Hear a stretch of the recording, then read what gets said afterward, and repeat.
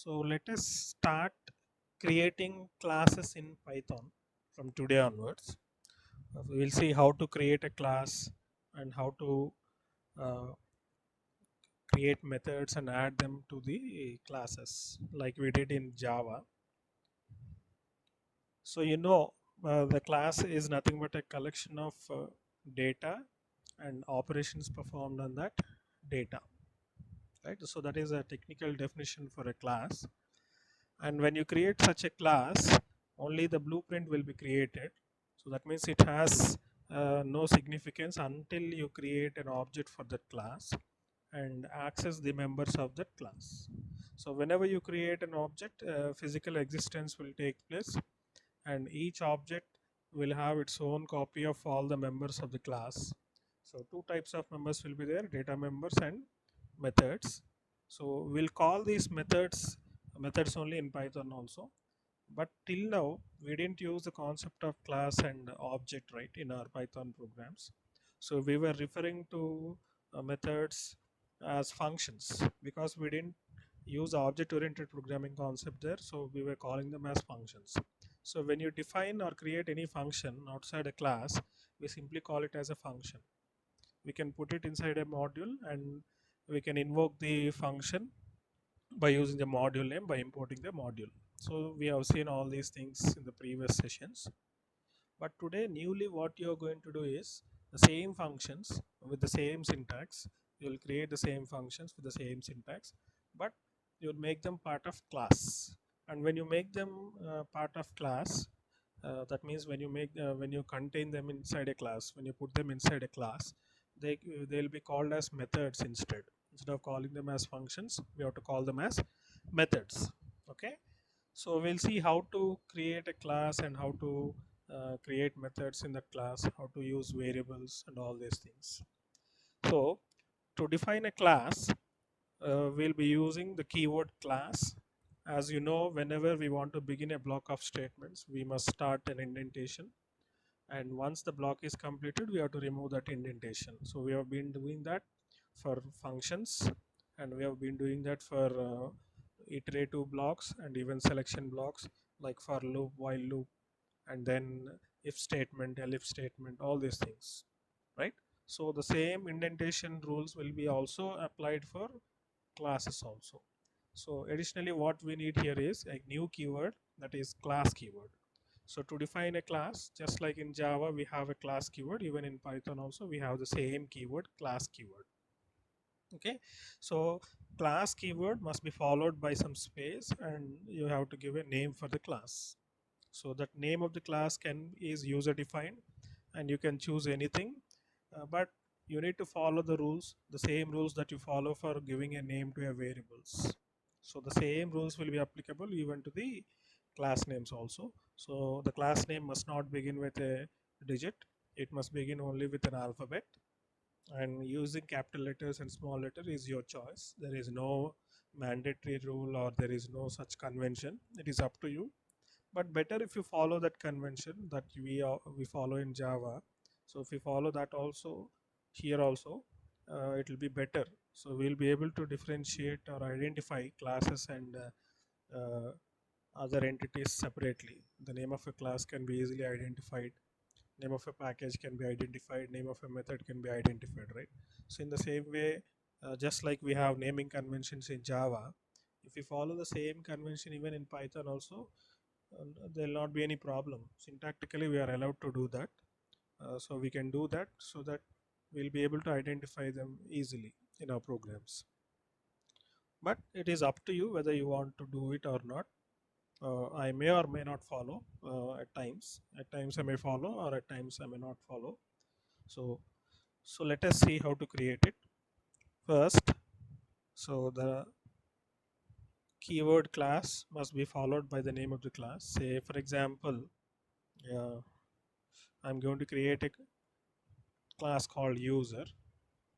So because you are going to begin a block, you need to give a colon symbol, just like you do it for loops, if statements, and even for functions also. You have to use the colon symbol here after the class name. Then go to the next line and give an indent, start giving an indentation space. So now here you can create a variable like this. So you know how to create a variable in Python. Say I'm giving name and assigning some value because it is a string. So I'll enclose it in a double quote.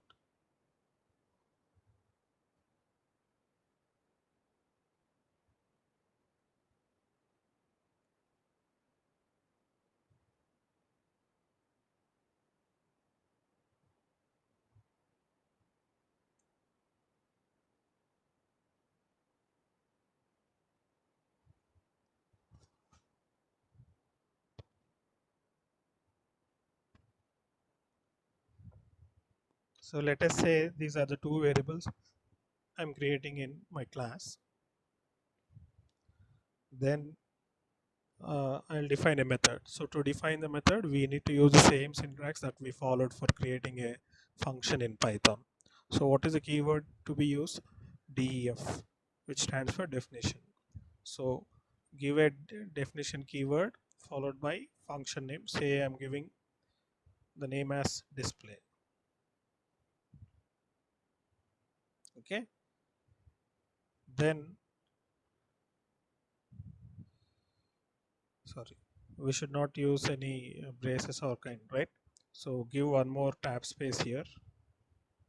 So whatever statements you want to add to this display function, display method, you have to call it as method now. Don't use the term function.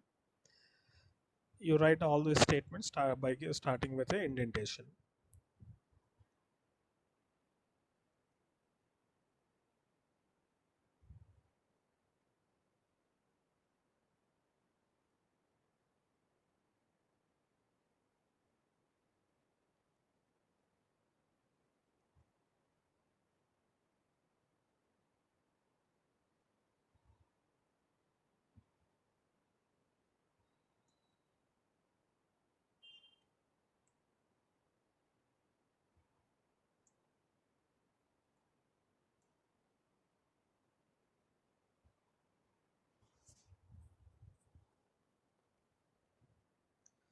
So simply a class called user is created.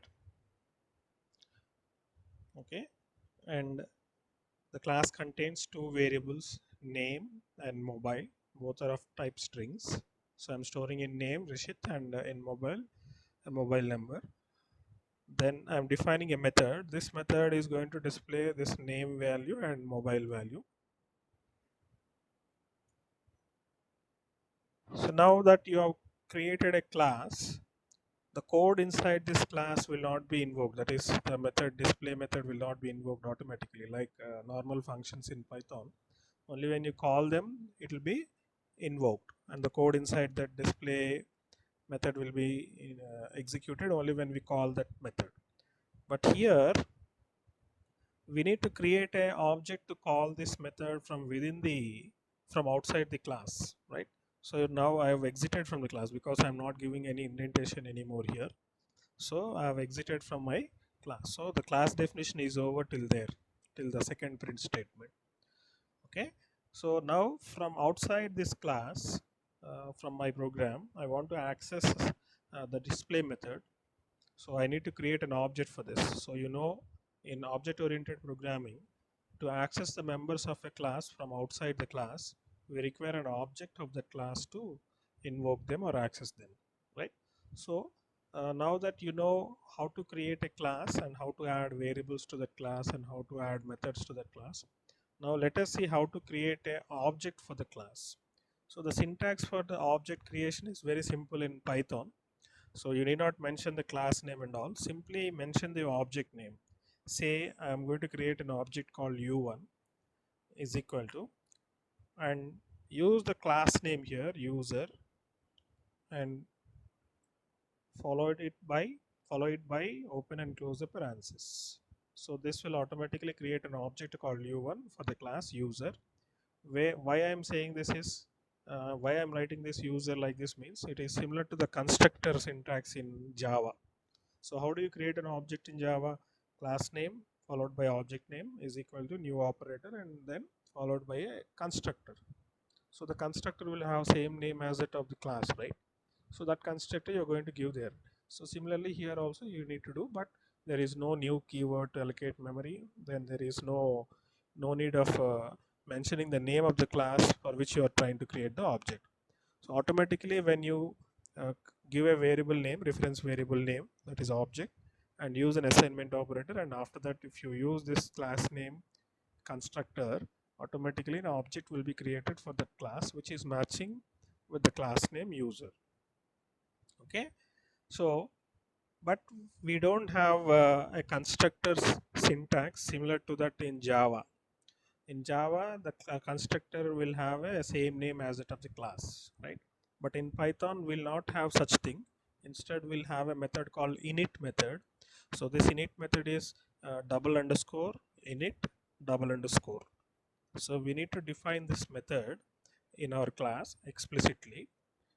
Then that init method will be can be used to instantiate or initialize the instance variables of the class. So that is these variables, right? So we can use that init method, but anyhow I didn't use that init method here. I have directly initialized these variables to some values during their declaration itself. So no need of that init method for me as of now. We'll see in the next program how to use that init method also. But now let us see the fundamentals. Okay, so let us see whether this program works or not. So when I compile it, so I have to call that method, sorry, call that method, right? So how to call the method? The syntax is same. Use the object name u1 dot call the method display. Okay, so let us save this program.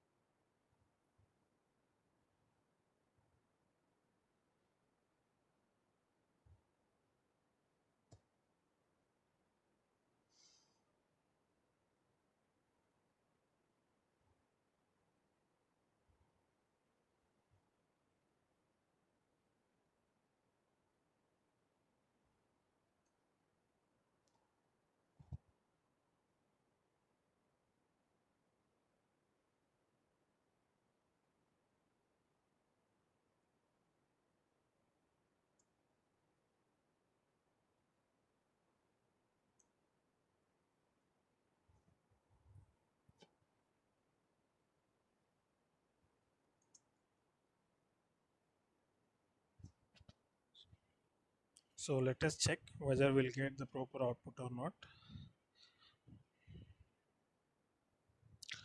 See, you have an error, invalid syntax error at line number 4 for display definition. So this is the definition. Why I'm getting this error is because for every method that you define in a class in Python, there must be a default one argument to be passed for that, but actually will not mention that argument while calling that function or method, but we need to specify it when you are defining it. So when you define this display method, so it must have an argument called self argument. The self argument is similar to this keyword in Java. It is similar to this keyword in Java, but when you are calling that method, you need not to pass that value like that, right? So now let me check it. Sorry, I didn't use the colon symbol.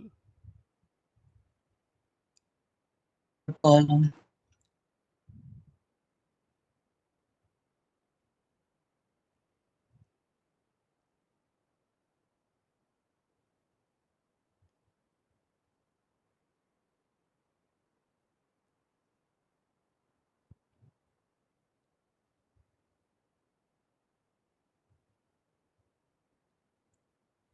So what is the error now I am getting? In line number 5 and line number 9 I am getting error. So where is line number 5? This is line number 5. So I'm getting error here with this variable name, and here also I'm getting u1 dot display. I'm getting error here also.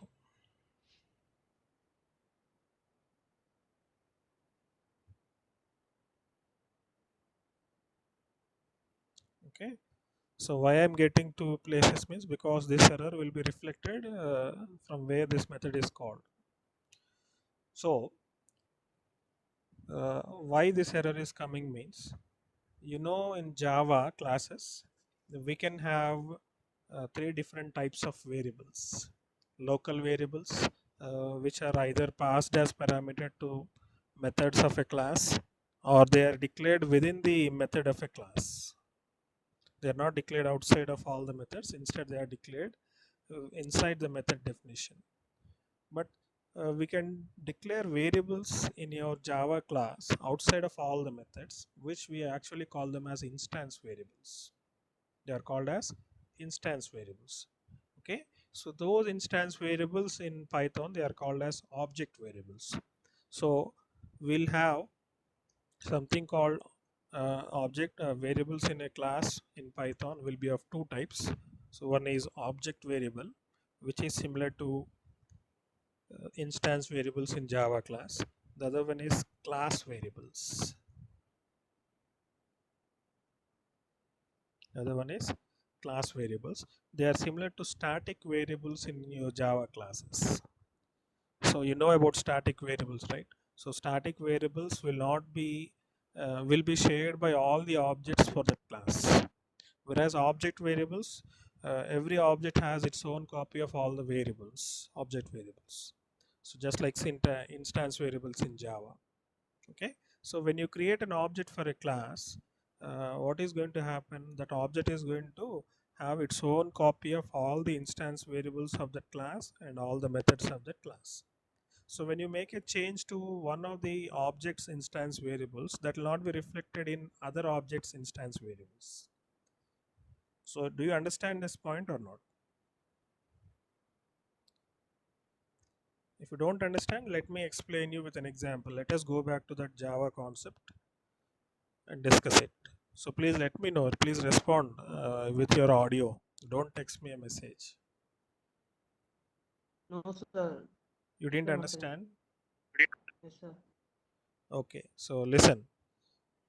So you know Java class concept, right?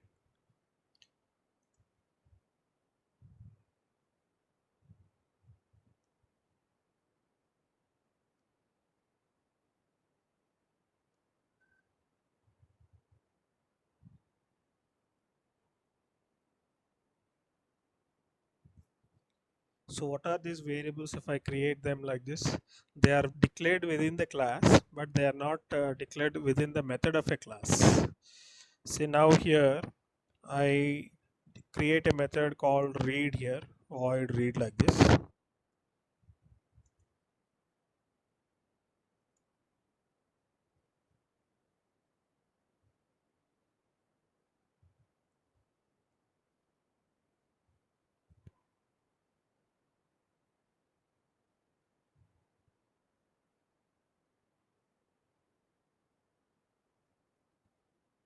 So what is the difference between the variables x, y and a, b?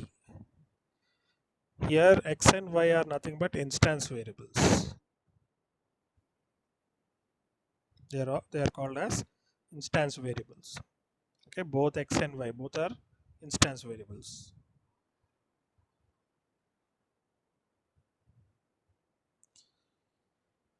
Okay, and coming to a and b, they are actually parameters. They are not members of the class test. So class has two types of members. One is instance variables and the other one is method, right? So x and y are instance variables. So these are one type of members in the class. And coming to the method read, this is another type of member in the class. So the definition for class can be given as class is a collection of instance variables which store data, and methods that perform operations on the data stored in those instance variables.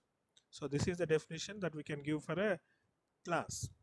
Okay, so When I create a variable outside the method but inside the class like this here, they are called as instance variables.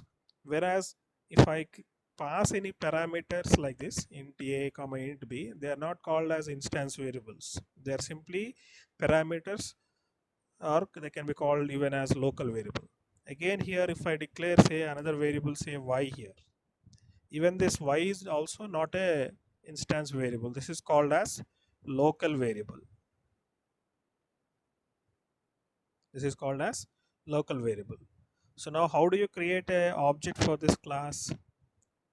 Say I'm going to create an object for in another class, say demo here.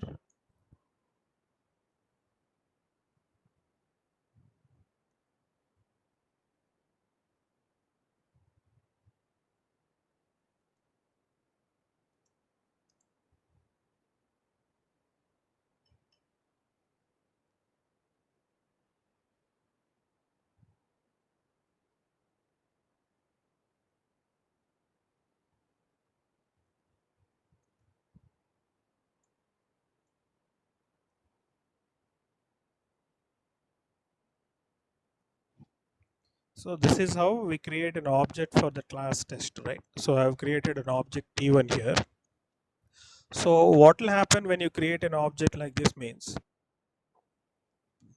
this object t1 will be allocated a separate memory, and in that memory space will be allocated for both these instance variables x and y, as well as the method read.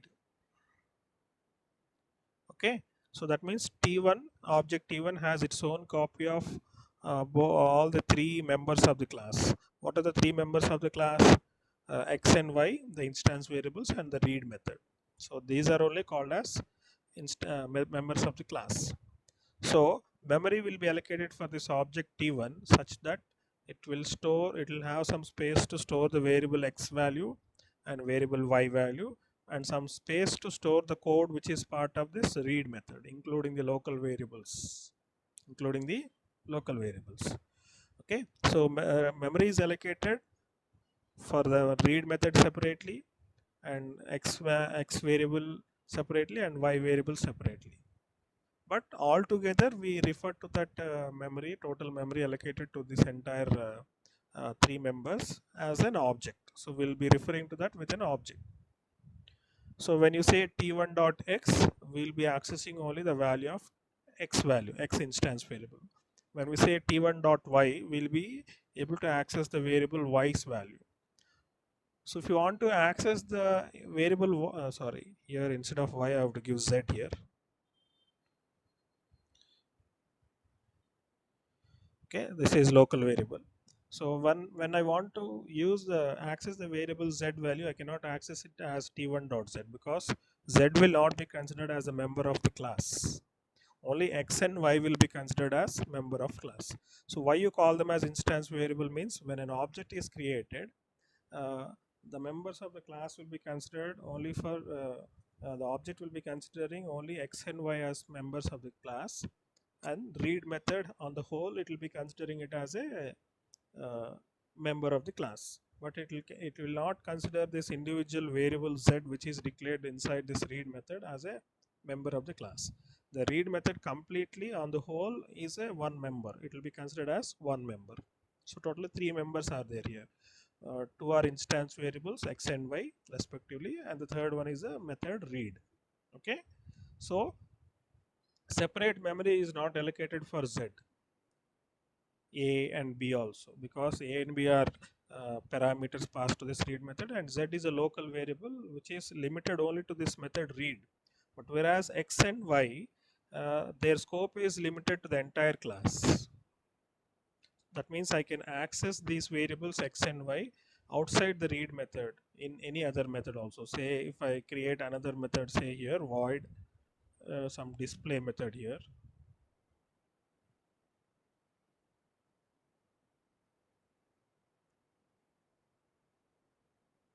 So I can use the x and y variables here.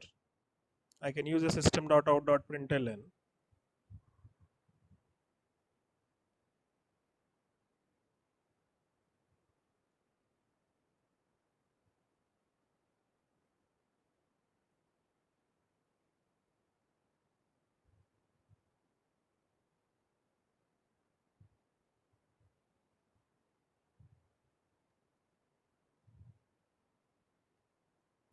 So I can print the values of x and y directly in this display method, because x and y are members of this entire class test, so they are part of test. So their scope will be starting from this opening brace for the class and till the closing brace of this class. So in this part, in this region, I can access the variable x and y anywhere. So I can access it inside this read method, I can access it inside this display method, or even if I create some more methods also, there also I can access them.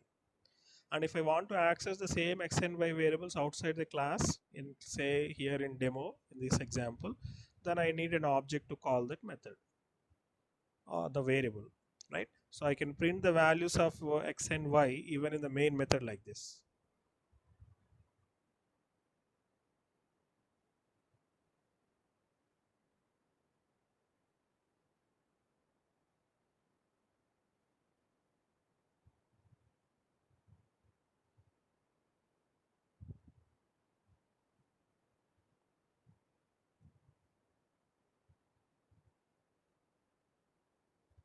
But I cannot use the variable names x and y directly. I have to access them with the object t1.x and t1.y.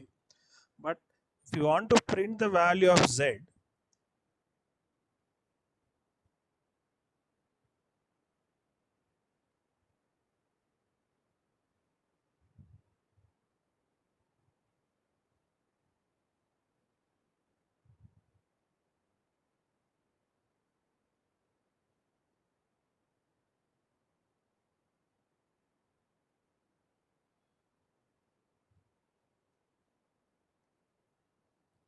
so this will generate an error here as well as here also. I cannot access z value in this display method because z, where is it declared? It is declared inside read method. So the scope of this z variable will be limited only to this read method. I can access within this open brace and close brace of the read method in these three statements anywhere, but I cannot access it anywhere outside that read method, here or anywhere else inside the class. Even here also, inside the class itself, you will not be able to access it. So how can you access it outside the class? And even if you try to use the object name t1.z also, here also, then also you'll get an error. You'll get error here as well as here also, because z is not an instance variable. So when an object is created, this object t1 will have its own copy of x and its own copy of y, but it will not have the copy of z. Okay, so what is this z is? It is local variable. And what is x and y? Instance variables. So those that variables which will be part of every object that you create, they are called as object variables or instance variables in Java. In Java we call them as instance variables. So similarly in Python, the same instance variables we call them as object variables. Okay, then one more thing you have, in Java you can create static variables by using the keyword static like this. Say static, say yum, right? So what is the difference between the static variable and instance variable is, instance variable uh, will be duplicated for every object. That means if I create one more object, say test,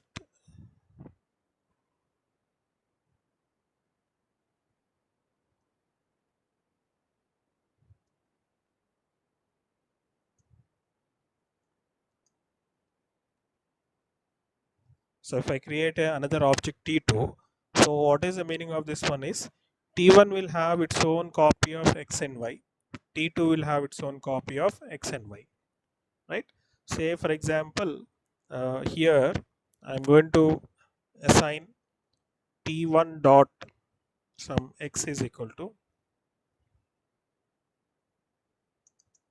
some 10, and similarly t1 dot y is equal to some 20, like this. So when I say t1 dot x, only object t1 will have its own copy of x and its own copy of y. So their values will be set to 10 and 20 respectively. But coming to object t2, it may have the same, it may have different values.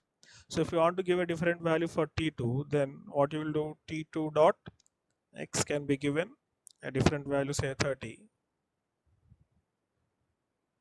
and t2 dot y can be given a different value, say 40, like this. So in that way, every object that you create for that class, you can create as many objects as you want, n number of objects.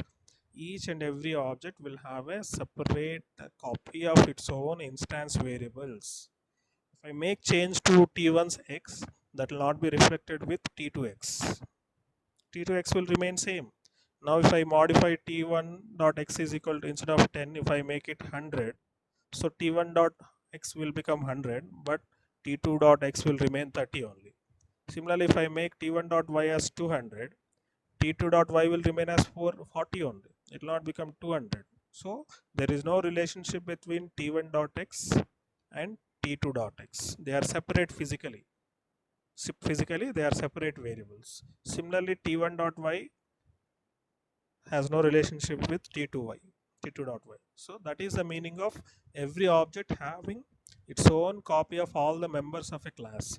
And when you say all the members of class, what will be included? The instance variables that you create will be included, right? X and y, and the two methods, read and display method, will be included. So you can call this read method with t1 object as well as with t2 object. So when you call the read method with t1, you can pass 100 and 200. When you call the method with t2, you can pass it with 30 and 40. In that way, you can do. It is up to you. So instead of this, I can do in another way like this.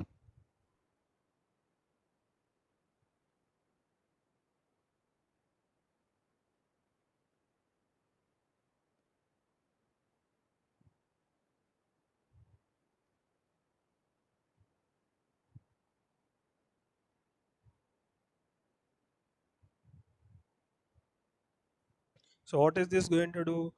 T1 dot read method with object you, when you call it, it will be passing 10 and 20. So that 10 and 20 will be copied into this local parameters a and b, and a value is assigned to x, b value is assigned to y. So what will happen to a, x and y? They will be 10 and 20. They will become this 10 and 20. Whereas when you call it with t2 object, their value will be 30, 40, right? If you try to print here t1 dot x and t1 dot y, they'll display 10, 20. If you use t2 dot x and t2 dot y, they'll display 30, 40. So you must understand that t1 is completely physically different and t2 is physically different. It is just like having a Xerox copy of something. Say for example, I have given you a blank application form, one blank application form. I have only one copy, right? So I need to provide the same copy for all the students in a class. Say there are 50 students in the class. I need to give 50 different copies, right? So when you talk about this 50 different copies, the Xerox copy, I can get a Xerox copy, right? So because I have the original copy, I can take a Xerox of that original copy. 50 copies can be taken Xerox, and we can distribute that 50 copies to all the 50 students, and original copy I'll have it with me.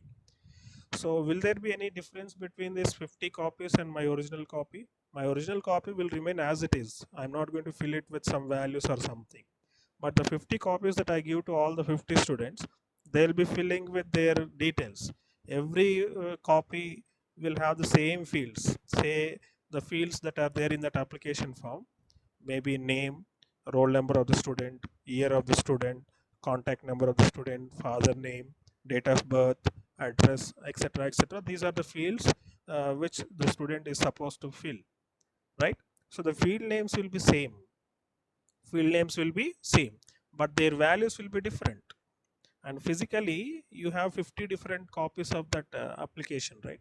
So objects in Java or even an object-oriented programming language are same. Class is nothing but the original copy, the blueprint, whereas objects are nothing but the Xerox copies. And when you say Xerox copies, when I take one Xerox copy, say for example, I take the application form of Sandeep. So in that Sandeep's application form, what he'll fill it? He'll fill his name as Sandeep, his year as third year, and his date of birth, his own date of birth he'll provide, his mobile number, he'll give his own mobile number. His father name will be different, right? When I take Shashank, Shashank will have his own name, his own year, his own date of birth, father name, etc., etc. Similarly, Mohit also he'll have, right? So in the same way, objects, when you create multiple objects, so you are doing nothing but you are creating a Xerox copy for that class. So every object will have its own copy of all the members of the class. So what are those members? X and Y, that are nothing but instance variables, and the methods read, display, right? So every object will have copy of all these two methods and copy of all the instance variables, but every object will not have a copy of the static variables. It will not have the copy of the static variables. There will be only one copy for that static variable, and that will be shared by all the objects of the class. Say here for m, if I give say 100, okay, uh, the same m variable will be accessed by all the objects, but I cannot use the object instead, because uh, this variable m does not belong to any object. It belongs to the class. It belongs to the class. Okay, so how to access that variable in my program? If I want to access say m here, so I cannot use object because the m variable does not belong to any one object. It is there only in one copy, and that is being shared by all the objects that you create. So here you need to use the class name because it belongs to the entire Class. class. So you have to use the class name here. So I hope you understood the difference between the static variable and instance variable of a class. And apart from static and instance variable, you have another variable called local variable. So that will be part of the method. So we cannot consider that variable separately, like instance variables and static variables. So these will be automatically created with memory when the memory is allocated for this read method by the object. Okay, so uh, and whenever object is destroyed, automatically this local variable memory also will be destroyed, and we cannot access this z variable because it is local variable by using any object like t1.z, t2.z. You cannot access them, right? So you can access them only within this method that you defined. So here I can use a system.out.println to access the variable z value.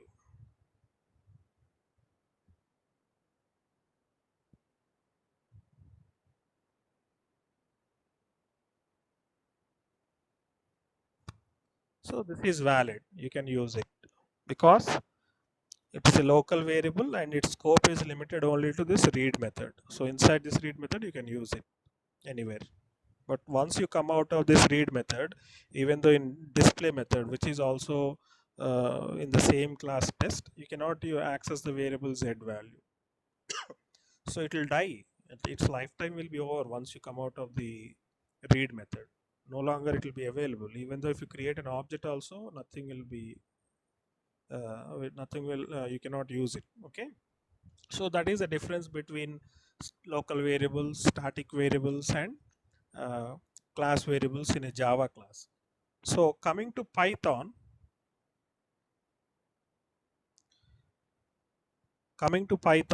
the static variables, we call them as class variables, right?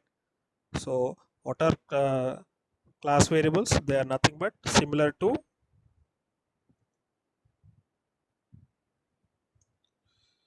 static variables in Java.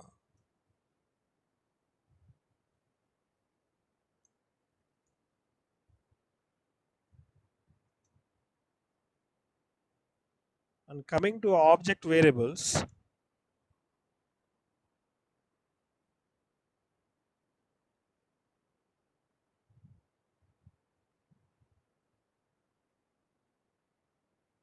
so they are similar to instance variables in a Java class. So that means what? Object variables will have multiple copies. That means if you create one object, so this object u1 here will have its own copy of the object variables. Similarly, if I create another object u2, then u2 will also have its own copy of that uh, object variables, right? But coming to class variables are shared. They'll not be multiple in copy. So you cannot have multiple copies of this class variables. Altogether, for the entire class, you'll have only one copy of those variables, and they must be accessed using the class name. So why I'm getting error here is because I didn't use the class name. I have to use class name user dot name. So similarly here also user dot mobile must be used. Okay.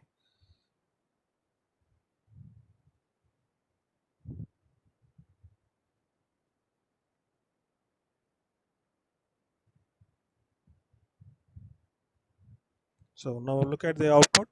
So you're getting the output right without any error. So hope you understood the concept of this class and object in Python. So how to create a class? Use the keyword class followed by a space, give the name of the class, and then give a colon symbol. And from the next line onwards, you want to add code to this class, you give an indentation space. So I'm creating these variables name Rishit and mobile uh, as 9866633769. So both these are what type of variables? They are class variables. So you can mention here in the comment as class variables. So this is a class variable,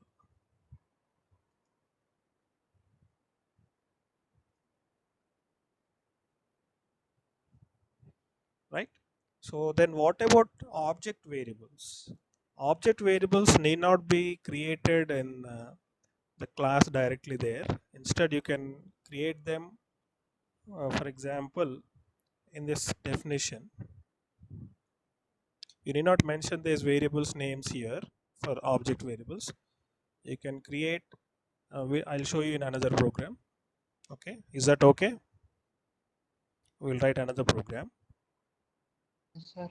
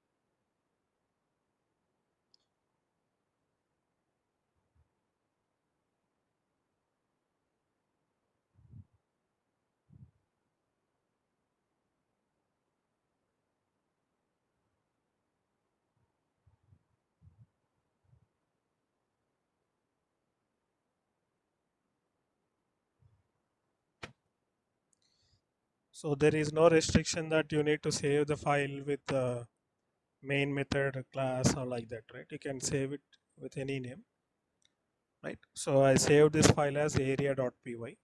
So if you observe, I created a class called circle and two methods called read and area method.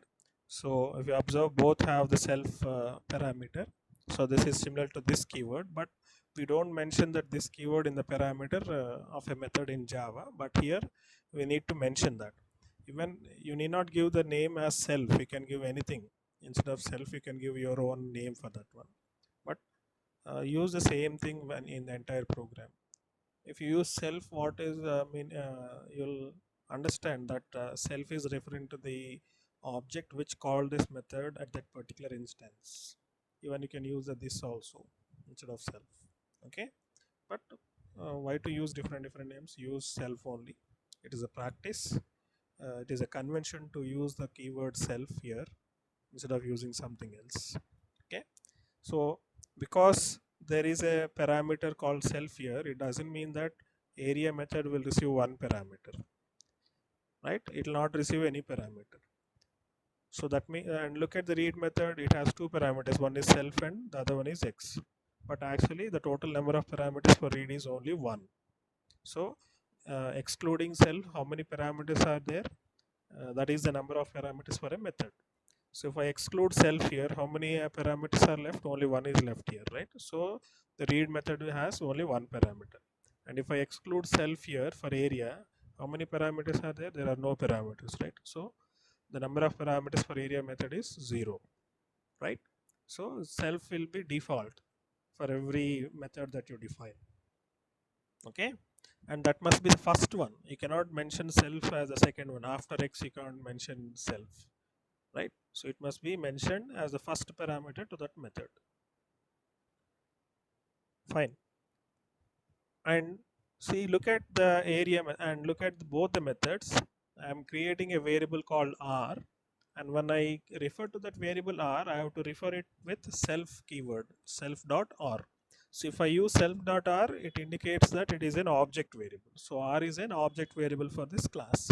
So it is similar to instance variables in a Java class. So if we create two objects, then each object will have its own copy of this self.r. Okay, so when you say now here in this program I created only one object. If I create another object, say c2, then when I call c1 dot read method, this self dot r will be like c1 dot r. Okay, and when I call with c2 dot read method, the self dot r will become c2 dot r. So every object has its own copy of this r variable, so we have to call it as object variable. Why I didn't mention this r method, r variable before this read method like we do in Java? Some int x will declare, right? But we don't have data type. If I simply mention r here, this will become an error. Syntactically it is not correct in Python. So the soon after you use a variable, immediately you need to assign a value for that one. That is a rule in Python. So if you simply write a variable name and leave it in a line, then it will generate an error. Okay, so that's why we cannot declare those instance variables before any method. You declare them, you the moment you declare them, you initialize or assign any value to that variable. In the single instance, the single step only, the variable will be created and the value also will be created and its data type also will be confirmed at that moment only, right? But when you use this self.r, you can use this r variable not just in read method, you can use it here also. So you observe in area method also I've used the self.r. So self.a, so again a is another instance variable, that is object variable. So totally how many object variables are there in circle? One is r, second one is a. So r is going to store the radius of the variable and a is going to store the area of the circle. So sorry, r is radius of the circle and a is area of the circle. So what is the formula for finding area of a circle?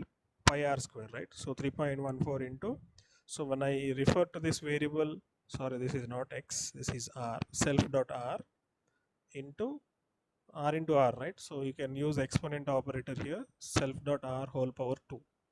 So it is nothing but r square. right? Self dot r square. So this is going to calculate the area and store the result in a. So when you want to print the value a, you have to use self dot a again. So wherever within the class, in whichever method you use that variable, everywhere you have to use the keyword self dot r, self dot a. If you create one more variable, say y, self dot y, x, self dot x, you have to use the self keyword for all the object variables.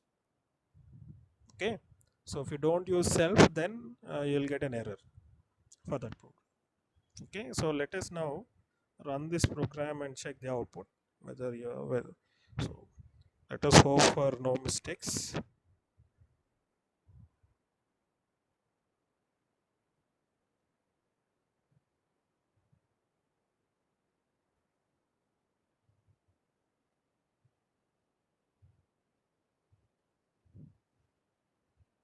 Sir, there is no So display. yeah, it is area.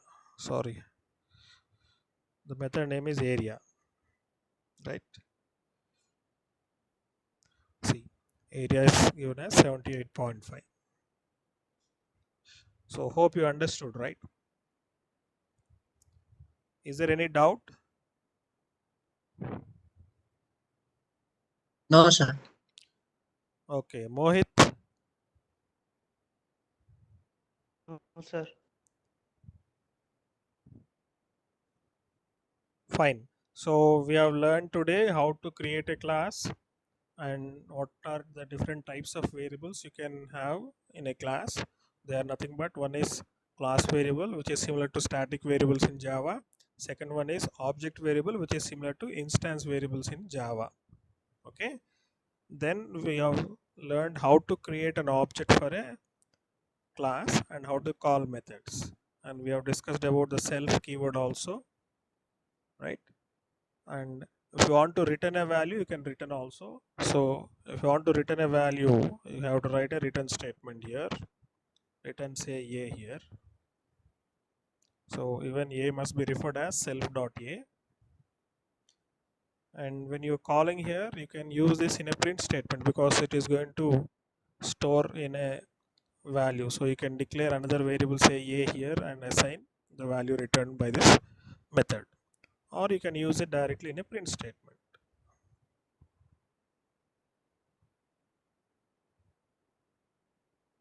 So no need of writing this print statement here, if that is the case. So I can write the print statement here. No need of using self dot a, simply a. Because this a is different. This a is a variable which is outside the class. And this a is which is part of the class, and it is an instance variable or object variable for class circle. So this a is different from that a. If you want to differentiate them, you can give a different name for that. Instead of a, you can give say AR, so that you'll not have any confusion. So this also will work same, right? Fine. So we'll meet in the next session.